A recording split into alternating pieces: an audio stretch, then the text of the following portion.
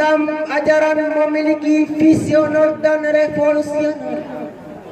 Tetapi anehnya, kondisi umat Islam saat ini betul-betul dicengkram oleh gurita kemiskinan, kebodohan, dan keterbelakangan. Ungkapan tersebut bukan hanya mengubah kata tanpa fakta. Sebab secara de jure and de facto kita kalah dari Amerika yang kapitalis. Kita jauh tertinggal oleh Cina yang konfusianis. Bahkan kita jauh terbelakang oleh Cina yang Buddhist. Dampaknya hadirin, kita hanya menjadi bangsa yang berjiwa pengemis, bermental apatis dan berwatak iblis. Pikirannya kotor, jiwanya kendor, apalagi mentalnya molor. Kerjanya hanya mondar-mandir melakukan hal yang tidak jelas betul.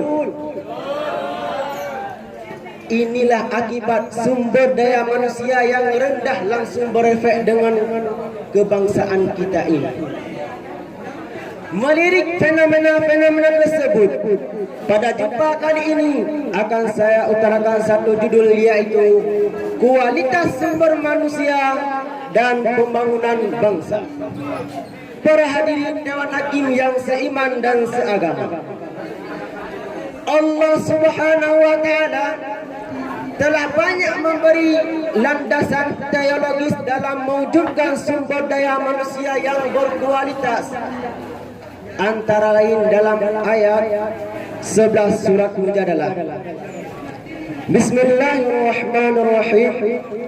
Wa idza qila inshudu fanshudu yarfa'illahu alladhina amanu minkum walladhina utul ilma darajat. Dan apabila dikatakan kepada kalian, berdirilah, maka berdirilah, niscaya Allah akan mengangkat derajat orang-orang yang berilmu dan orang-orang yang beriman. Para hadirin Dewan Hakim yang seiman dan seagama,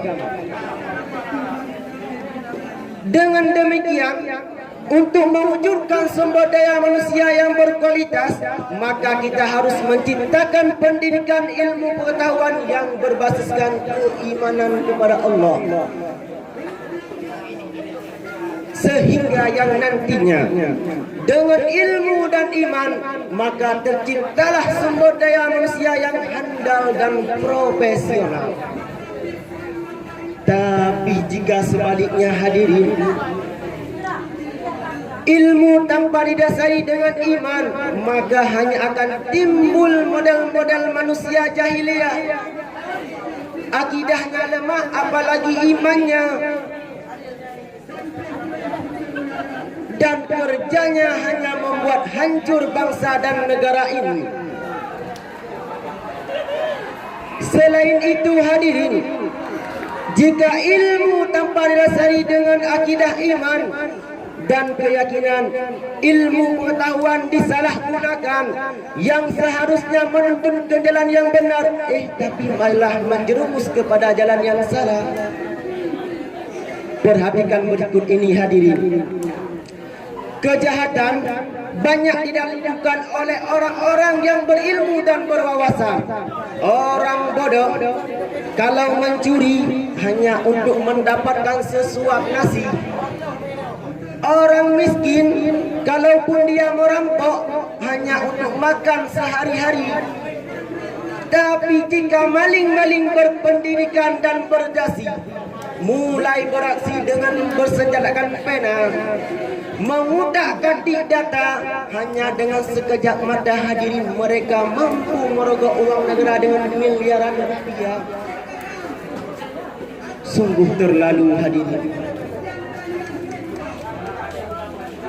Lalu apa yang kita gunakan untuk membangun sumber daya manusia yang berkualitas, maka dengan iman dan ilmu pengetahuan.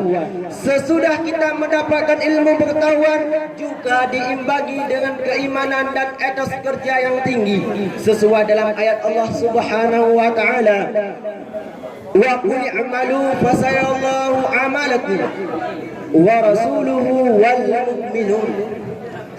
Dan katakan olehmu wahai Muhammad, bekerjalah kamu, maka Allah akan mengetahui, melihat segala perbuatan kalian beserta Rasulnya dan orang-orang yang beriman. Dewan Hakim, para hadirin yang seiman dan seagama, terkait dengan hal tersebut, Profesor Dr. Yusuf Qaradawi menjelaskan 3 perintah Allah kepada kita pada ayat tersebut.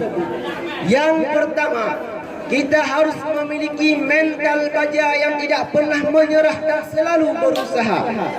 Yang kedua, kita dalam berusaha harus meluangkan waktu dengan sebaik-baiknya.